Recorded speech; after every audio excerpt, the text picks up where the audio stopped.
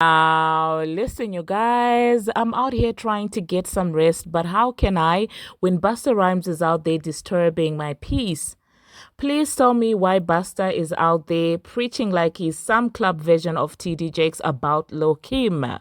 Now, we're going to be talking about the alliance that they allegedly have, and we're also going to be discussing about Ray J and Nicki Minaj as well as Lil Kim, and we're also going to be talking about Akademiks and what he had to say about the latest industry plant.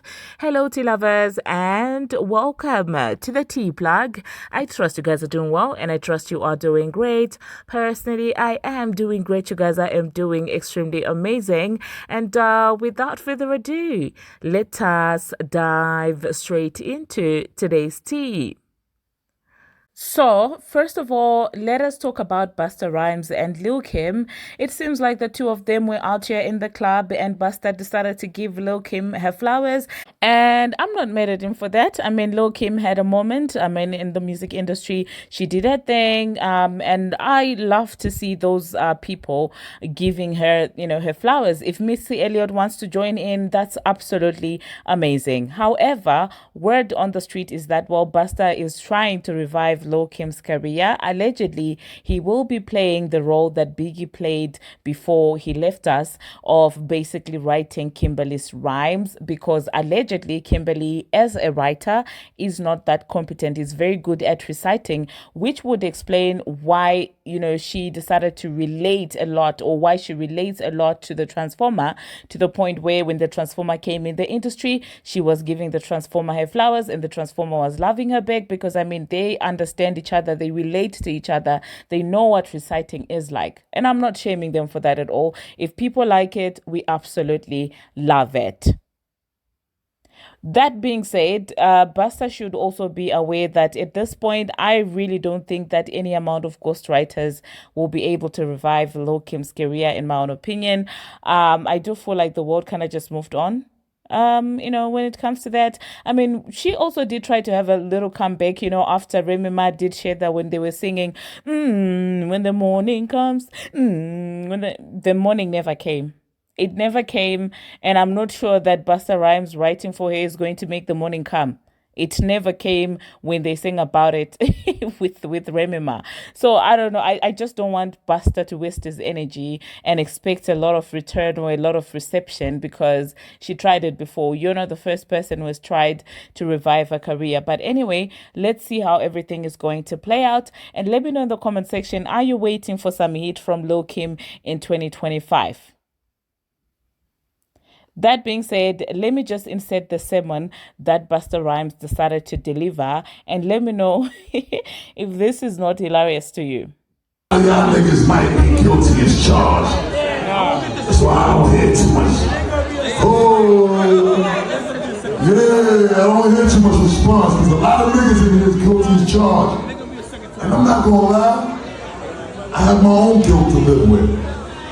But the most important thing is when we identify with that, we change for the better. Facts the mundo. I made a decision the other night, and I called Lil Kim phone, and I told the queen, I'm tired of watching you sit down and be quiet. I'm tired of it. Our alumni is getting our flowers. Now, Missy got her Rock and Roll Hall of Fame. Mary J. Blige got her Rock and Roll Hall of Fame. Missy did records with all of them. Mary did records with all of them. Lil Kim did records with all of them. All right, Kim, we got to light the fuse. The dynamite stick gotta bust again. It's time to bust your gun, queen. It's time to get active again, queen. It's time to show Brooklyn who the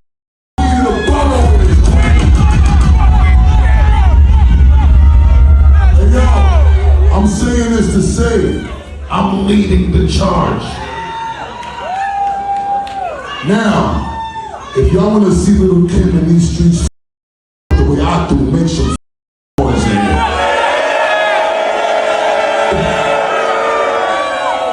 We miss you, Royal Empress, and we love you, Royal Empress, and we are gonna always, I'm gonna make sure that we hold you in the highest regard, Queen.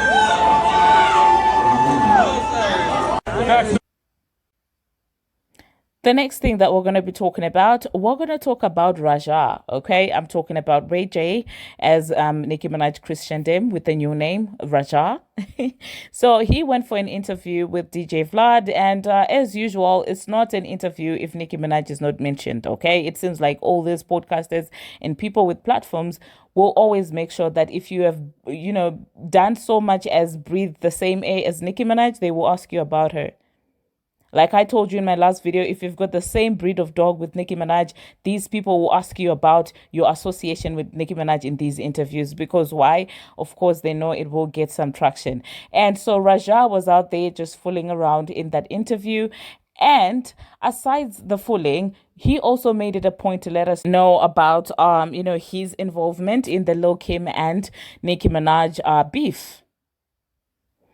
Because according to him, he's saying that the only reason why he did that is because at that time Lil Kim was like friends with him and Lil Kim allowed him to stay with her and stuff like that. And that's why he felt the need to throw some shade towards Nicki Minaj. And he also went further to say that, well, in that live video that they did with Nicki Minaj, the only reason why she was able to son him like that, and the only reason why he was able to be that submissive is because he felt like he owed her because of the role that he had played in that beef with Lil Kim.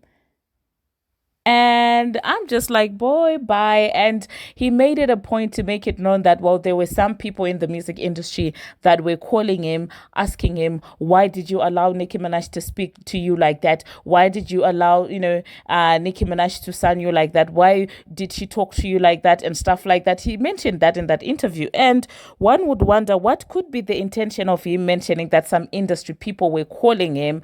I found that messy, in my own opinion. I really did think that was very messy. There's a message that he was trying to put across, and I don't know if it's supposed to intimidate Nicki Minaj into saying, well, a lot of industry people don't like you. Like, tell us something that we don't know. We already know that industry people don't like Nicki Minaj. Majority of them, well, it comes from entitlement, it comes from jealousy, it comes from wanting to humble a black woman. So what else? Give us something new, Raja. This one is not, it doesn't have the shock value that he thought it would have. And I doubt Nicki is moved by hearing that, well, so-and-so called me and said, why did you allow, what are they going to do to her? What?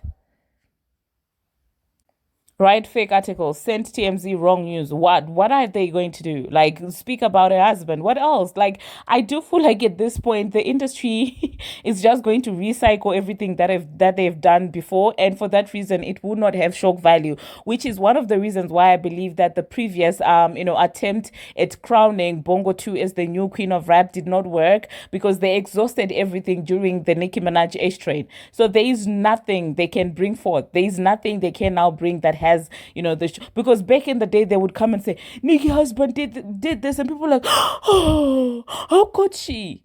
And then they would drop another bomb. Nicki doesn't like other female rappers, and people would be like, oh, she's not a ghost girl.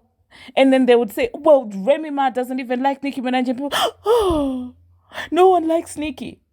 But now people are used to it. So nothing is moving people anymore. I don't know at this point what they would have to bring up against Nicki Minaj, for it to have the same impact that it had during the H train. So Raja, try better, okay? Try harder next time. Look for something else and stop provoking that woman's husband and stop being disrespectful. If you have to continuously say no disrespect meant, no, when you're passing inappropriate comments towards a married woman, then probably you do know that it's very disrespectful, and probably you're trying to bait her husband. Stay away from that woman, Raja, and focus on your network that hasn't taken off.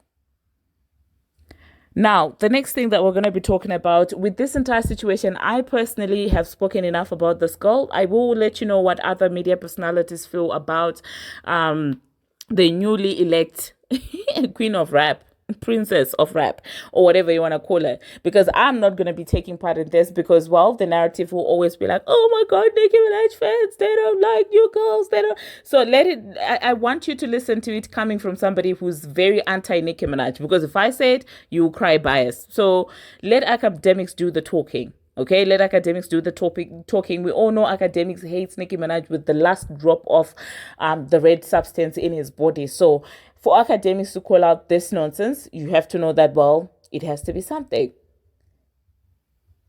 But I don't think that after that I'm going to be coming back. So that being said, thank you very much, you guys, for watching. And thank you very much for making it this far. If you have not already, what are you waiting for? Smash that subscribe button and do turn on the notification bell so that you will be notified each and every time that I post. And until my next one, see you. She just won a Billboard award or something. She was named Billboard Woman of the Year for 2025. Now, a lot of people have all these comments about Doechii, and the comments about her seem to stem from some people thinking she's an industry plant. And just to be honest, and the reason why some people think she's an industry plant is because a lot of people never heard of her before. Now, if you don't know her and not familiar with her work, she's kind of been around for a while. She's actually really kind of came up the ranks, putting out good music, this and third. If you ask me, I wouldn't call her an industry plant myself. However, I think people do look at, it feels like an overwhelming push to make her the it girl of the moment when the people don't seem like they've casted their vote. See, when people say industry plant, like the word industry plant is an antiquated term, people. Industry plant used to be a thing where the labels could actually plant someone in the industry and act like and create these things and accolades and these numbers to make it seem like the fans. These days it's much more transparent. So Doechii does actually have fans. She's not like someone with no fans that's just like randomly in the ecosphere. However, fans do think she's an industry plant. Again, I'm going to take the word industry plant out of it. But what that feeling is for fans is they don't feel like they voted her to be the it girl. That's the problem. There's a lot of fans that said, we didn't vote for her. What does that mean? Yo, we didn't pick her. Like, we didn't cognizantly say, oh, no, we jacking her. Yo, oh, shit, she's on a run. Oh, nah, this is her favorite, rapper or female rapper, whatever. It feels like the industry's telling us, well, if you don't, even like when we saw her win a Grammy, it feels like everyone's saying, well, if you ain't listening to her, you're missing out. And that makes people feel like industry planters, right? It's like you're telling us that if we're not supporting her or we don't think she's God's gift to earth, you're out of touch, which again, I think, these days we're just much more transparent where, nah, it's not that. So I don't think she's an industry plant, but I do think people are rubbed the wrong way by the industry and other entities trying to give her these awards, or not even trying, but they do it. And then other people are saying, wait, you not tapped in? And people are like, bro, what are you talking about? You know what I mean? Like, it feels like they're trying to force her on us. Now, with all that being said, I want to give her all the credit in the world because I do believe that she has an amazing fan base. I don't want to take anything away from her work. I'm just talking about the conversation that I see out there in the space. And Doechii, I don't want to, again, if you see this, I'm not hating on you. I'm just speaking to what people are saying. Anyway, I can't say all that without addressing the comment that recently she went viral for. Give me a second. So she did a show, and people weren't that happy with it because according to the, here we go. She did a show which I think is on Hot Ones or their network, and listen to this. She said the biggest red flags when it comes to dating is straight men. Here we go. Yes. Doechii says the biggest red flag when it comes to dating is straight men. Now, a lot of people are in a uproar because she is now, hold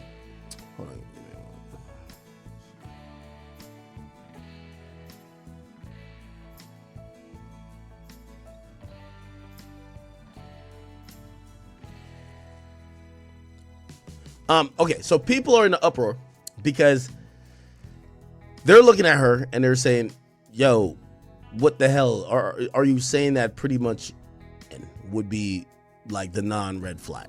Now, I think people are taking a lot of what she's saying literally. I kind of understood what she said. Definitely don't agree. But I feel like I understand the context of what she was trying to say. because I think the context of what she's trying to say is the woke era. What's your pronoun? He, him, his, her, all of this bull. And essentially what we've seen time and time again, where masculinity and anything to do with men are seen as toxic and is seen as, you know, the worst things in society. Okay. So, you know, obviously I don't think she's trying to promote like some type of agenda, but I do believe that she's echoing these feminist talking points that you see on social media, where basically they're saying all men are trash, right? Like, yo, I think that's what the agenda was. All men are trash. So being straight, you're trash already. Now, I'm gonna be honest with you, man. Chat, as I said, this is the lamest era of hip hop, man. I can't wait till this. I think Doechii and other people benefit from this era, but this era is lame, man. You know what? I was thinking long and hard where hip hop is at, and I'm like, this is a lame. Now, chat, I want y'all to go with me in my thoughts, right? And I don't want to make it personally about her, because she thinks, like, I'm gonna be honest with you, about 89% of women who, whenever I get on Twitter, they talk just like this. All men are trash. You know, like, they basically feel that masculinity always involves toxicity, and that any men that's not emasculated are a problem with all of the things in society, from dating, from, you know, opinions on politics, this, whatever. It's not necessarily hate men, but they just think men are trash. Well, I guess they do hate men, right? It just is what it is. Chat, I'm not gonna lie, man. I think we're in the worst era of hip hop, bro. You know, hip hop is very cyclical to me. If you really think about hip hop, you could probably boil it down to about 6 eras. It always goes like this, and it comes back to the same cycle every time. Unfortunately, we're in the wackest era that I think everybody could agree. Hip hop is in its woke era that some people might think this is the culture, or they might also incorrectly say lyricism and content is back, but not necessarily. We're in a really horrible woke era. I'm gonna tell you, and I'm gonna simplify it, right? Because, you know, after you cover hip hop for about 10 years or so, you realize there's just phases that happen all the time. And I could tell you all these phases, when they came and went, when the other phases came. This is kind of how I break down hip hop right here, people. Okay? Somebody said they try to make the trend. It's not gonna work. This shit out of here. And I'm gonna be honest with you, the only reason why is even saying all this dumb shit, woke, his, her, like, yo, this is why the entire hip hop is all about trying to point out morality shit. Yo, who got a weird case? This person's a bad person. Like, things that hip hop is like, again, with all due respect, these are not we never had witch hunt for good people, bad people, and especially we've never been the soapboxers, especially when he's ain't getting locked up. But whatever. This is how I kind of break down hip hop. Let me bring out my handy dandy paint. I gotta do it, chat. Let's go to Microsoft Paint, bro. I got Microsoft Paint open, bro. Here we go. This is how I look at hip hop right here, chat. Check this out. Really, there's 6 categories. I'm gonna ignore 2 categories for now. And this is what I'm saying. I can't wait till this era is done, and I'm gonna tell you what's gonna come afterwards, okay? So, this woke, feminist era is usually the last of the cycle before the meta resets, okay? This is how it goes. This is how I've seen it multiple times, okay?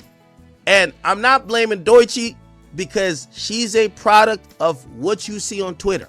She talks like the Twitter slurs. She talks like shea butter Twitter. She talks like a bunch who have snipped their retweets who talk the same way. I've seen men tweet, men are trash.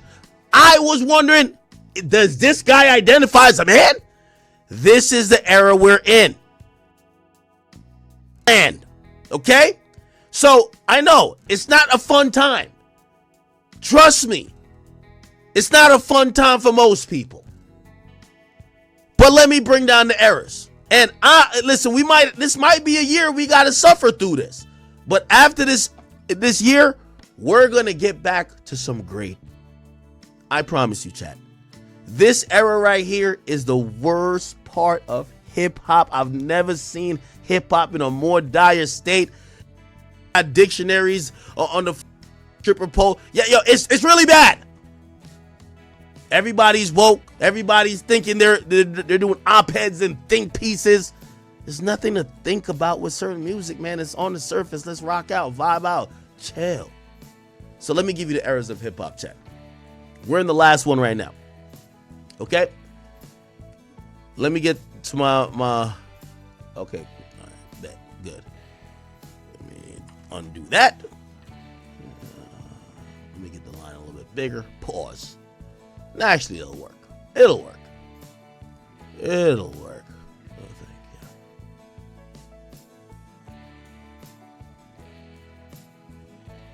you. The hell? This is a new paint. I don't know what this is. Okay, great. So check this out, man. This is how it works. I've really broken hip hop down into 7 eras and phases. Really 6 fundamentals. I'm not going to bore you out with all 6. What I'm going to do is I'm going to give y'all the 4 ones that matter. Let's keep it simple for all the slow ones in the back. Okay? Now, I'll tell you where we are now, and I'll tell you what comes next. All right? The first one. This is the first one that resets the cycle every time. Right? So let's go like this. Okay? And then this is going to be, check this out. Make this. Chat, trust me. Big Ak is never wrong. True student of the culture. There's always a creative. People might call it weirdo. But really, it's new gen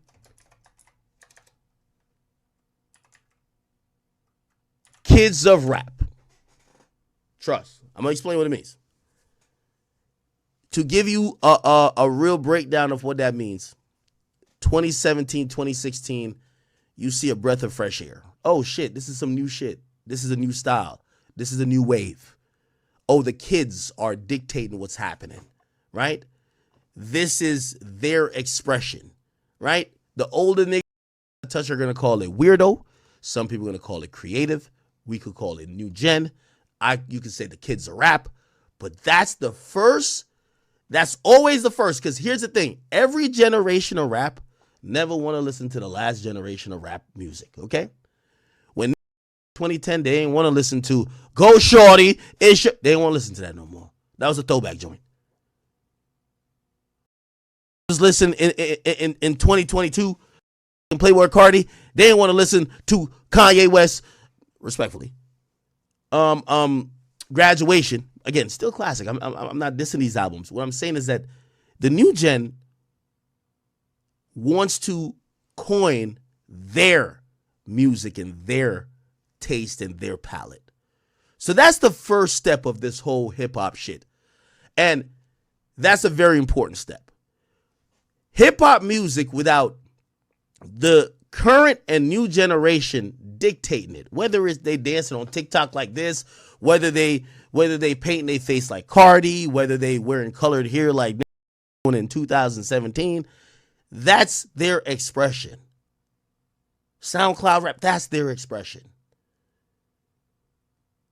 Music usually only evolves when the youth then take a different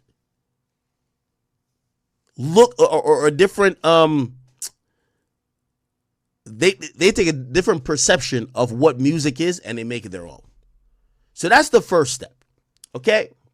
Now let me tell you what usually follows up behind that.